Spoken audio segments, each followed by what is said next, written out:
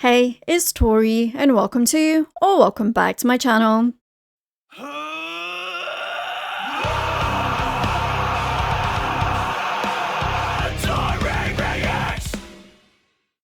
Today we welcome Janine from Vukovi to the channel. How are you doing today? I'm good. I'm good. It's about 5 o'clock. I don't know what time it is where you are, but I'm It's starting to about wind down the day. it's about noon where I am, so Oh, about okay, okay. 5 hours difference, yeah. So That's not my bad. my day's just starting, whereas yours is ending. Starting to wind down a bit. It's Friday Yeah, night. We are going on tour on Monday, so I'm behaving this weekend. yeah, yeah. Well, I mean, sometimes you do gotta behave, you gotta keep that voice in check and be able to Absolutely. do the whole tour and everything. Of course, you guys just brought out a brand new album. It's been out about 3 months and it's called My God Has Got a Gun, and it came out on January 24th. How have you found the response like so far, like, now that people have had a time to ingest and take in the album? Um, it's been pretty overwhelming. Um, I didn't really know what to expect. Like, I think it's the same when you do every album. You just don't know how people are going to receive it, or are they going to even connect to it? Are they going to get it? Um, but it's been incredible, the the amount of people that seem to get something from this album. Um, and yeah, I think when we go on tour, we'll see as well, like the real fan reactions when you play these songs live. Like, I think that's the most obvious way to tell like how your music um, affects people. So I think when we go on the road, um, that'll be another test of how well the album's done. Yeah, It's because it just is. I people mean, in it. I spent time over the last few days just taking it in myself and just prepping for this interview, and it is so powerfully raw and emotional, and you can feel it's from like the depths of your soul. And that's what I love about music, and that's what really pulled me into you guys, is also that juxtaposition that you guys do as well. Like, your lyrics are pretty dark, but the music is somewhat upbeat and, in your Yeah, face. And I love that because, you don't want, sometimes you want sad songs that make you cry and stuff, or sometimes you just want a song that does relate to you, but you can still bop around and dance and mosh and, exactly. and have a good time Yeah. to it.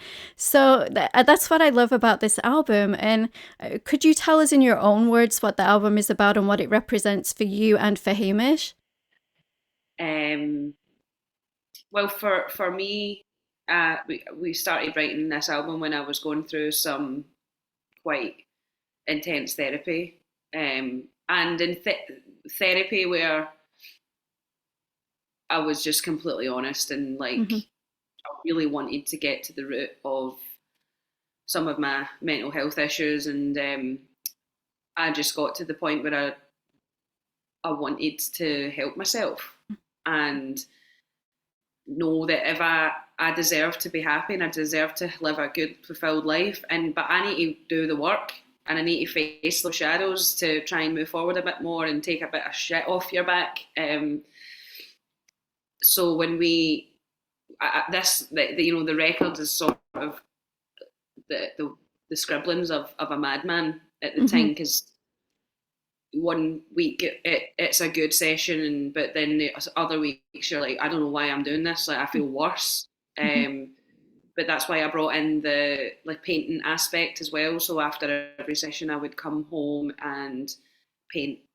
I suppose you're sort of feeding your inner child. You're Yeah. doing things quite primal and childlike, but for me that was just another way to process where I was at.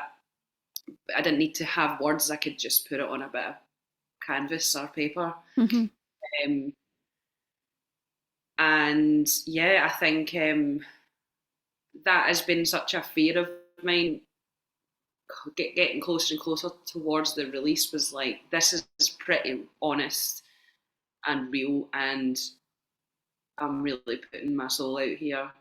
but to hear just even you say how the album makes you feel, and how I've spoken to and new fans as well. Like we've got like a great fan base and really supportive, but we've noticed an influx in new fans as well, and seeing it's just seeing other humans connect with something that you've created, and like I think sometimes artists will underestimate a listener and think, oh, they won't get it, or it's not gonna connect.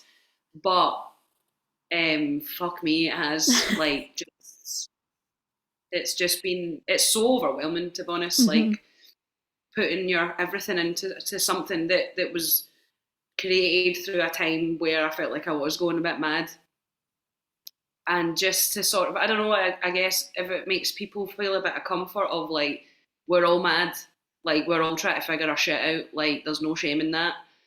Um, we're surviving, we're all trying to survive, and we've all got our own shit. And I think for me, if that gives people a sense of power and strength to keep going, and that is this album for me. There's a lot of darkness in it, but there's a lot of anger, and there's a lot of power, and there's a lot of like I'm never giving up. Mm-hmm. I'm gonna keep going. Yeah. And that, yeah, I think it was. I'm just really proud of it. I'm really proud of it, and Hamish as well. I think when we both stepped outside our comfort zones with this album, we went to a country we've never been before, worked with someone we haven't worked with before, knowing like this could be the worst decision we've ever made. But for us, like I just felt like it kind of lit a fire inside of us to be like, fuck this, we only live once, let's just do it, see what happens. And we put everything into it, and we wrote music that we wanted to write. Yeah. And yeah, I think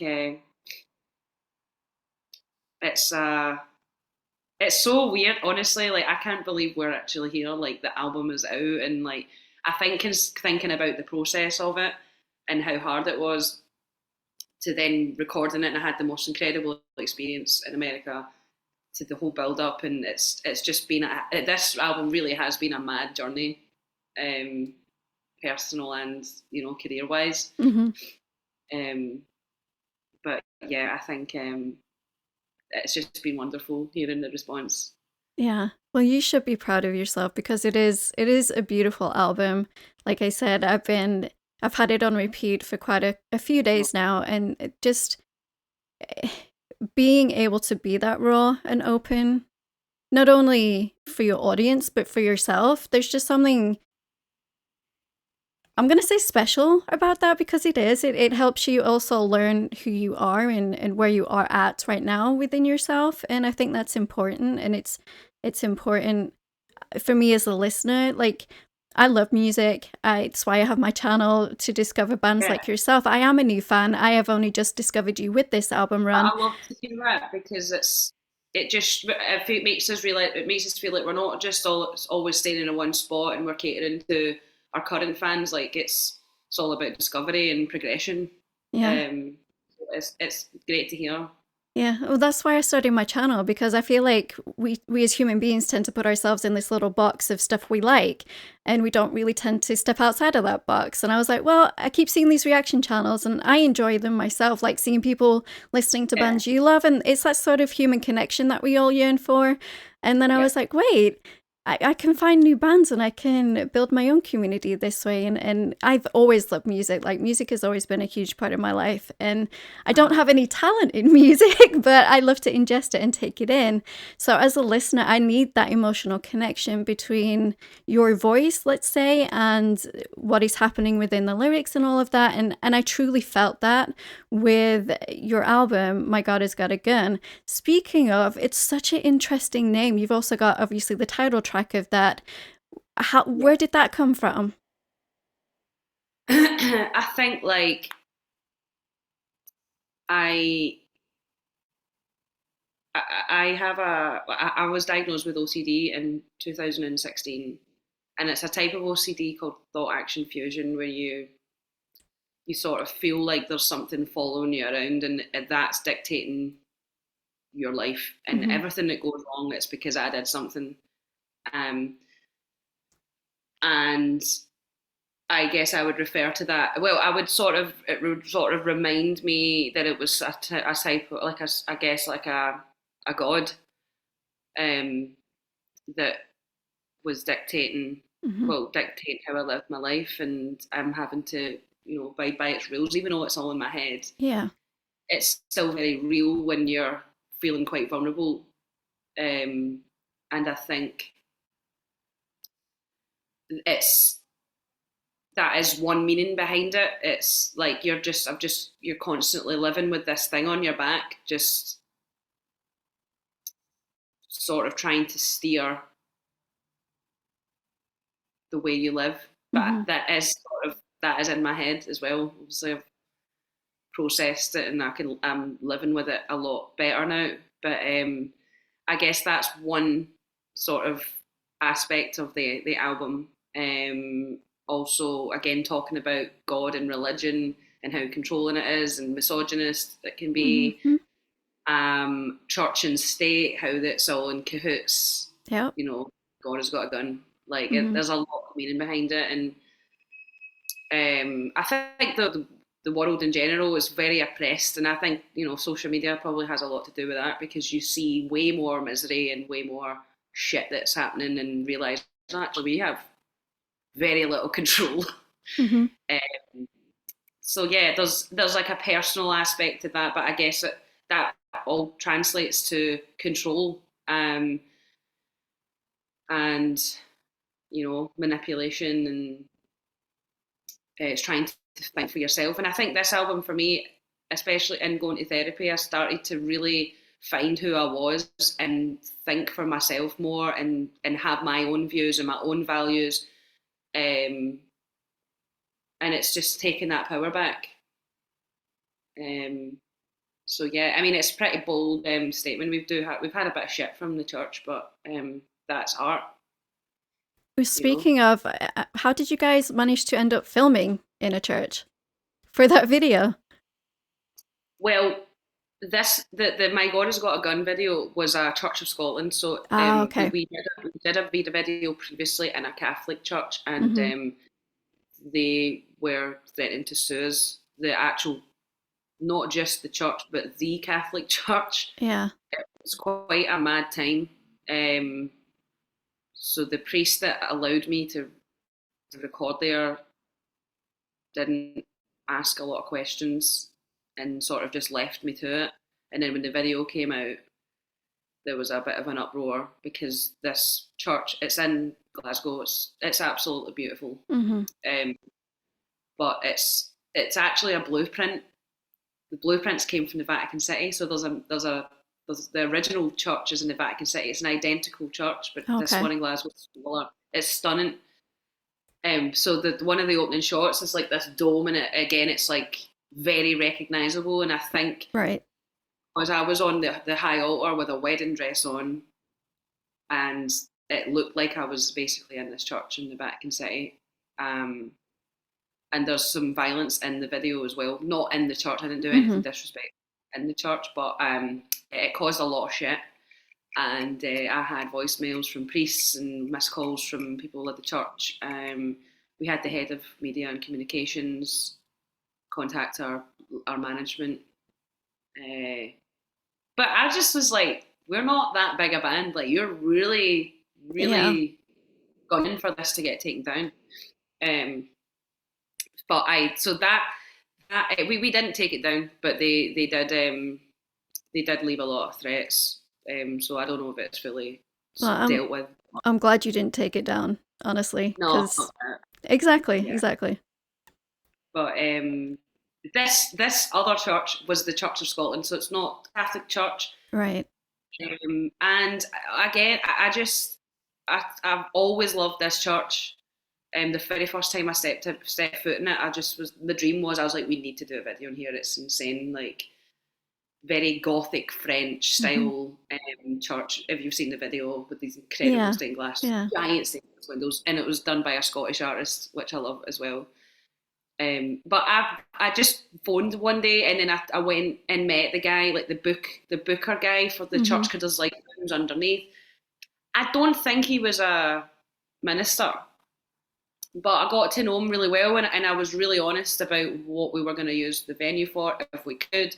I told him like the song's called "My God Has Got a Gun." Like, I'm just going to be totally honest, Mm-hmm. and he couldn't give a shit. He was Right. like, "Yeah, fair enough." Yeah. Um, while we were shooting, though, we had a couple of people from the church turn up, not very happy. But we it was the guy who said, like, I don't want to say his full name. I don't know why I'm saying that. He was just we paid him a fee, and he was happy Yeah. for us to rent the, and we did tell him what we were doing. So, uh, but yeah, when you get some, I was never brought up in a heavy religious household, so I think some maybe I can see why it would offend people that have this these strong religious beliefs, and it's probably seen as a bit disrespectful. But what are you gonna do? I mean, you've also got to see the art and the beauty in it as well, though. You know, I mean, I wasn't brought up in a terribly religious household either. My grandma was Church of England, and then my grandma was Catholic, and then my granddad was Church of England. So then we had those two butting Oh, that's like heads. Montagues and Yeah. Capulets. So I was christened Catholic to please my grandma, but Right. I'm not a really religious person. I don't practice it. I don't, it, like you said, it's that oppression, and that there's so many rules, and yet they don't follow them themselves, and they're so hypocritical, and it's not for me. Like, I don't need a god or a priest or somebody telling me how to How be to a live decent your human being and how I live my life, life. you know? So I just, I, yes, I can understand the backlash a little bit if you were being extremely disrespectful, but you weren't. Like, even within your outfit, it was beautiful, and you were still covered head to toe, and you looked absolutely stunning, by the way. Thanks. I did just, yeah. It, it was a beautiful, like you say, churches are some of the most beautiful buildings I honestly, around. absolutely like, and I have a genuine interest in churches and architecture and the history of churches, and Yeah. I want to show off. I want to show off these buildings, and yeah, there's a bit of symbolism there as well. But I should be allowed to speak my mind as well Yeah. about how my beliefs. It doesn't mean that my beliefs are right. I respect everyone's beliefs, but Yeah. it was yeah. I'm really proud of it.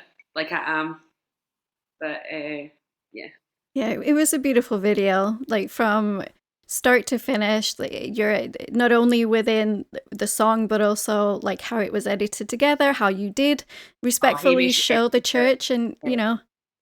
yeah. It was. We had such a small team, and we didn't actually have a lot of budget for that video, but we were. Well, it Yeah. looks high budget to me. Thank you. Yeah. We had the best team of Yeah. people, and that very talented, creative people, and all like nice people. Like, I think over the years with me and Hamish, like, we gravitate towards people that are just nice humans, Hmm. and talent is obviously is important, but we just want nice, positive, kind energy around us. Like, we've got no time for ourselves or egos anymore. Well, like you Um, say, life's too short for that kind of bullshit. So, yeah, exactly. Like, what you do, you, but we don't want that energy in our group. hmm Um, but yeah, it's just something that we've learned over the yeah. years. Well, talking of creativity, what was the creative process like for you writing this album? I know you've mentioned, of course, going to therapy, but then coming home, and you mentioned painting as another outlet. But what was the like physicality of writing those lyrics like for you? Well, me and Hamish wrote most of the album in my kitchen, Hmm. and we did isolate ourselves quite a lot because we didn't want too much outside influence. Um, I think it's really hard to keep focused when you have more people added to your team Yeah. and it feel like you've got a bit more pressure, a bit more money getting put into you. you sometimes, I think, you can overthink the writing process. So we were trying to like make it as comfortable as possible and authentic. But yeah, I think it varied whether I would come up with a structure and a top line. I usually do the lyrics last, but I'll have like my notes of things that I want to say. But I'll usually put the top line and everything on first, so that that's solid, and I know that that's the best it could be. Um, but yeah, I think lyrically, yeah, I actually went to these like creative writing classes at college like once a week for a Hmm. couple of hours, and it was to one, you like make, gain a new experience and learn something, but also meet other people that are from completely different walks of life, and remind you that you're not the center of the universe. Hmm. You can get so in your head with this Hmm. industry, and so you forget that there's a life outside of it. um so that again, going to that and meeting other people, like seeing how beautifully these people wrote from, again, as I said, all walks of life, like so random. It really inspired me, and it made me more confident in writing more sort of poetic Hmm. lyrics and wordplay, and I love an analogy. But that it was just something again. But that was, for me, was like an experience that I did, going to therapy and just sort of doing things for myself, and was like, I'm just going to go to a writing class, and I'll probably learn something, and I'll meet some cool people, and that there's things that I wrote in that class that I've put in the album lyrics, that I had 10 minutes to write, and I had to read it out in front of the class, and Yeah. that to me is like real, like Hmm. it's primal and it's instinctive, and I think that that is a lot of what this album is about. It's a more primal way of creating for myself and Hamish. Yeah. Well, you mentioned about there being too many people in like a writing team or just a team in general. And I think that's the same when it comes to your personal self writing something or trying to do something. If you go over it too many times, it then becomes like too messy, if you will. You know, sometimes the best things are what you have written within like 10, 15 minutes, and you've really buckled down and thought about it, and you've written it, and it's come from the heart, and it's come from your deep down within your soul, and it is vulnerable, and sometimes it can be extremely dark and messy, but that's the best thing, and I applaud you for that, because that does come across like on the album so very well. Oh, I really appreciate that. Like, because I never want it to be a doom and gloom, negative. There's Yeah. no hope. It's No, just I joyful.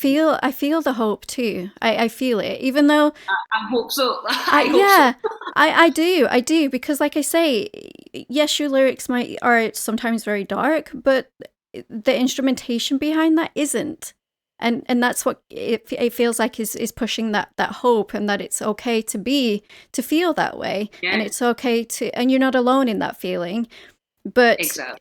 it's okay, like don't feel guilty about feeling that way either, but also Yeah, you have to pull yourself out of that for yourself. Nobody can do that yeah. for you, and you've completely solved me on that. I love to hear that. Honestly, like it. I think for me, like when this album dropped, when it goes into the hands of fans and music lovers, people that have nothing to do with the monetary side of Hmm. the industry. It's just people that love music, and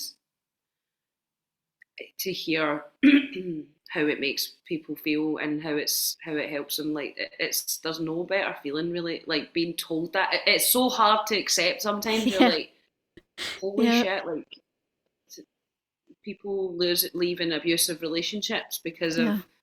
you released the song Snow, and they're like, this woman messaged me and she's like, this song has actually given me the balls to just get up and leave Yep. an abusive relationship that I've been in for years, and I know that there's hope, and I know that I can start again. And holy shit, like Yeah.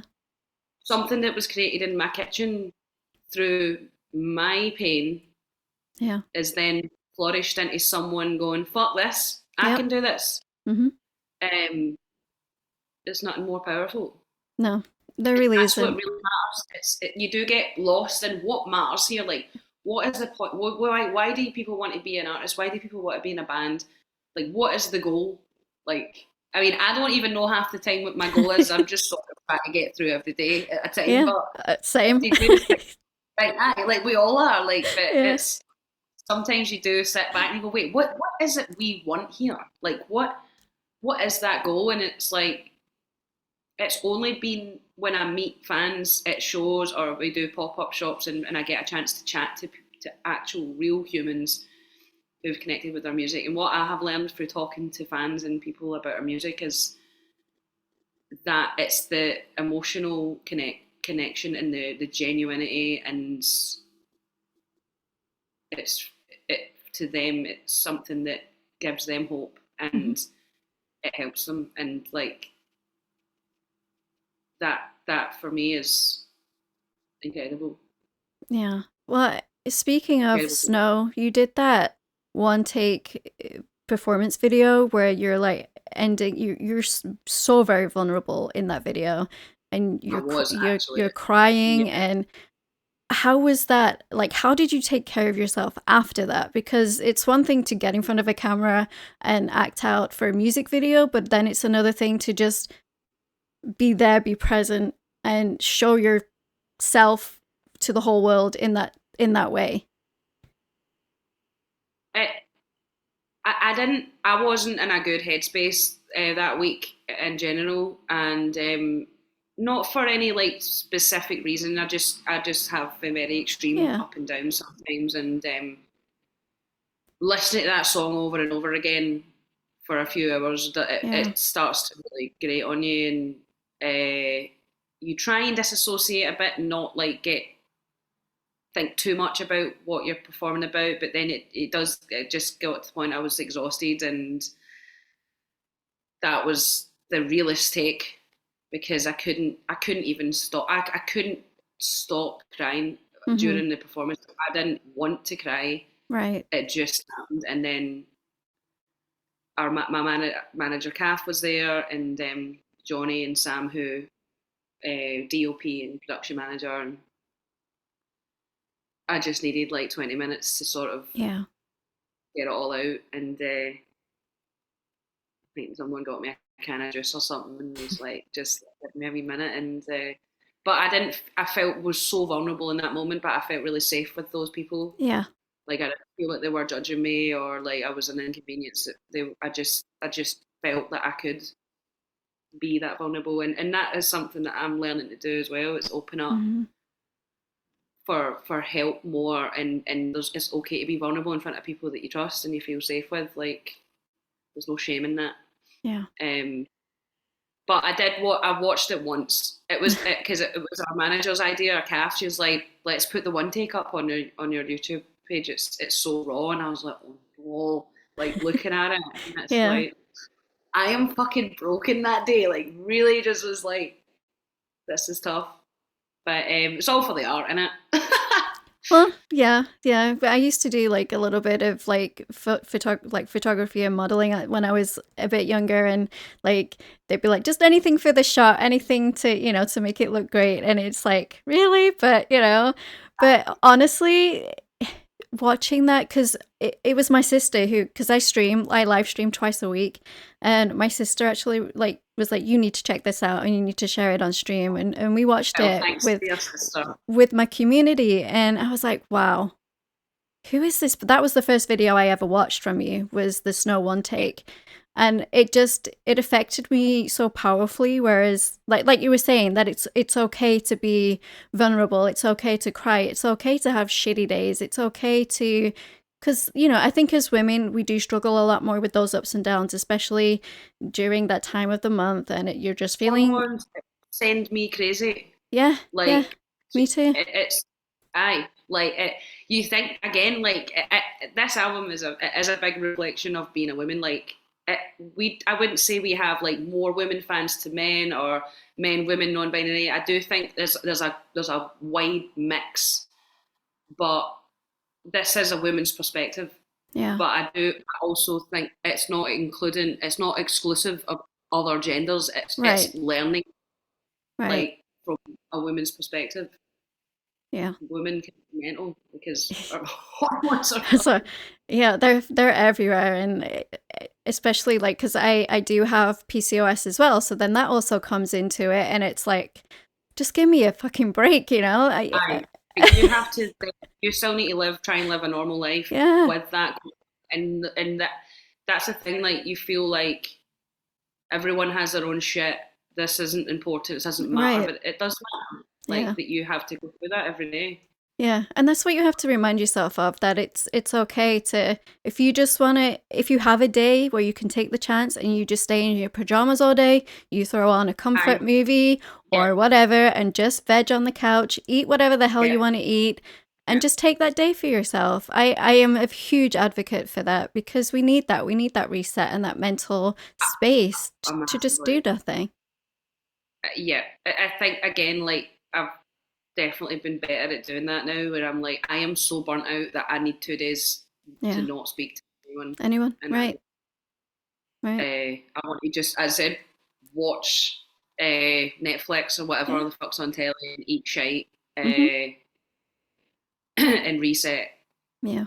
Um, Burnout is real, like, and I think a lot of artists fall into that trap of burnout. If they Yeah. don't set boundaries and be like, I can't physically do all of these things that you want me to do, I need I need time to rest. Otherwise, there's no longevity. Right. Just Yeah. fuck yourself. Yeah. You see it time and time again. Yeah. And speaking Um, of that, you're about to head out on your headline tour on around Monday, but this is the Europe. thing. I'm so excited. Like that I think that is I said this earlier, but with like actually meeting fans and people coming leaving their house and spending their hard-earned cash to come and see us live and Yeah. keep us going, that they're, it's the fans that keep us afloat. Yeah. um and that is like when you go through Top Tour and you meet all these people from different countries, and we're going to some places we've never even been before. um that is when it really hits home with what you're doing for Yeah. people. Yeah. So I'm so excited about it.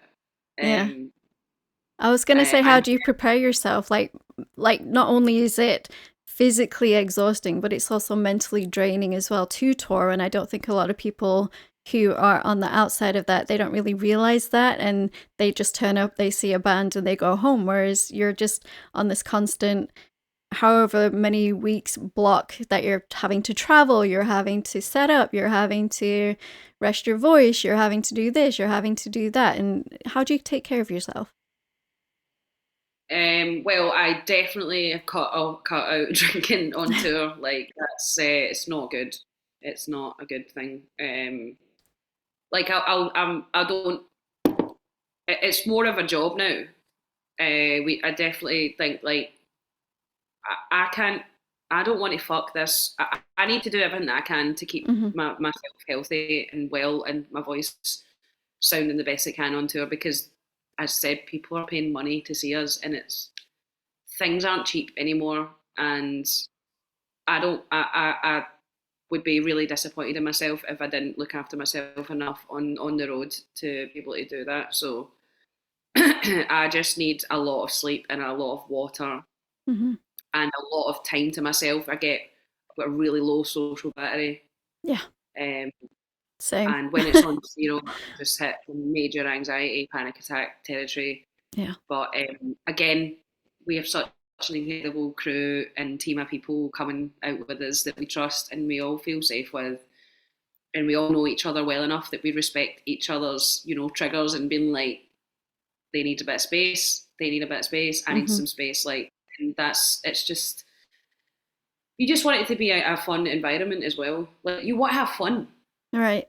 Like you still need to have fun as well. But yeah, the main thing for me is cutting down on the alcohol. Like if we've got maybe a day off the next day, then I'll have a drink. But it's just been like, no, this is a job. Yeah. Mm, yeah.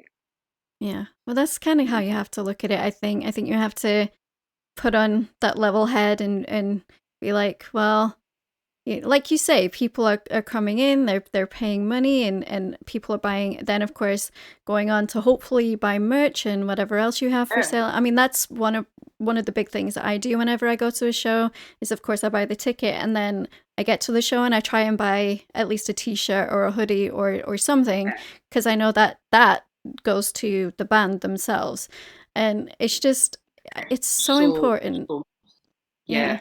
yeah, it is.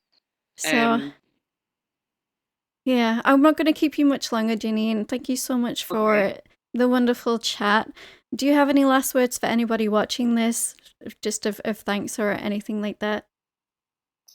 Um, I just, if you listen to the record, thank you, and just be yourself, Yeah.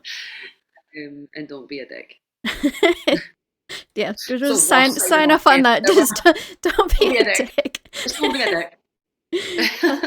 All right. Well, Just everyone. I think everyone deserves happiness, and I yeah, think this album for me is a big realization of that. yeah, for It was sure. a pleasure talking to you. It was Where really. are you based? I'm in North Carolina, but I'm actually from Lancashire myself. I could hear Yeah. the I Yeah, could hear the I've been here like 13 years, so my accent's like really messed up and it really throws people off. They're like, I can hear American, but I can also hear like British. Like, where the hell are you from? And I'm like, yeah, if you get me on a call with my family or, or my sister, like just whoever's back home, then the Lancashire starts coming out. I'm just one of those people that if I'm around somebody for such a long time, then my brain's just like, let's Yeah. talk like this now, you know? But Well, I'm just I will leave all of Vukovi's links and everything down below in the description. Please go ahead and support the band by following them on their socials, their YouTube channel, and I will also leave those tour dates for you guys in Europe so you can check out if Vukovi are coming anywhere near you. Janine, again, it's been an absolute pleasure. Thank you so much for your time. thank you. Well, take care. Enjoy your weekend. Bye, guys. Don't forget to like and subscribe to become a Taurian. Speaking of becoming a Taurian, all of my social media links and my Discord link are down below in the description. We'd absolutely love to have you come hang out in the Discord community, and I will see you guys in the next video. Rock on.